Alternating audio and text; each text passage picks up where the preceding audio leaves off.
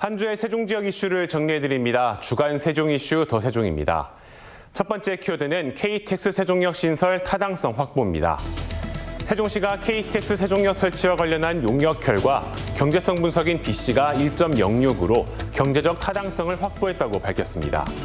고성진 미래전략본부장은 지난 2020년 용역 결과였던 0.86보다 0.2가 증가된 수치로 거주 인구 증가와 공공기관 이전에 따른 여건 변화가 영향을 줬다고 설명했는데요.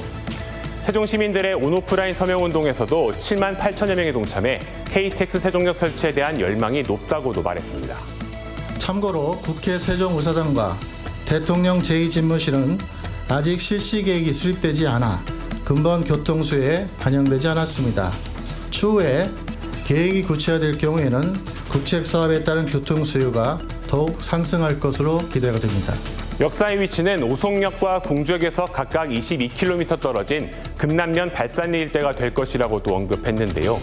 함께 용역을 추진한 조치원역 KTX 정차는 경제성이 낮은 것으로 분석됐다며 KTX 세종역 설치에 행정력을 집중하겠다고 밝혔습니다. 하지만 오송역의 위축을 우려하는 충청북도와 청주시가 강하게 반발할 것으로 예상되면서 또다시 지역 갈등으로 번질 가능성도 배제할 수 없는데요. 세종시가 KTX 세종역 설치를 위해 지역 간 이해관계를 어떻게 풀어낼지, 일부에서 제기하는 저속철 논란을 어떻게 해결할지 관심이 모아지고 있습니다. 두 번째 키워드, 세종 법원 설치 탄력입니다. 지난 11일 취임한 조희대 신임 대법원장이 세종 법원 설치에 공감한다는 의견을 내놨습니다. 조 대법원장이 후보자 신분으로 인사청문회가 진행된 자리에서 세종시의 경우 대전지방법원 관할이지만 인구가 늘고 입법과 행정 수반시설이 설치되면서 사법부도 발맞춰 설치되어야 한다는 의견이 나왔는데요. 이에 조 대법원장은 법원을 설치하자고 오히려 먼저 제안하고 싶은 심정이라며 추진 의사를 확실히 한 겁니다. 세종시 법원 설치에 국회 사무처와 대법원의 공감대가 형성되고 필요성에 대한 공식적인 언급까지 나온 셈인데요. 시민단체에서도 환영의 뜻을 밝히면서 조속한 설치를 요구하기도 했는데 세종 법원이 설치되면 입법과 행정에 이어 사법 기능까지 완성된 진정한 행정수로 발돋움할 수 있을 것으로 보입니다. 마지막 키워드는 세종 충남대병원 신생아 집중치료실 성과입니다. 세종 충남대병원의 고위험 신생아 집중치료 성과가 전국 최고 수준인 것으로 나타났습니다.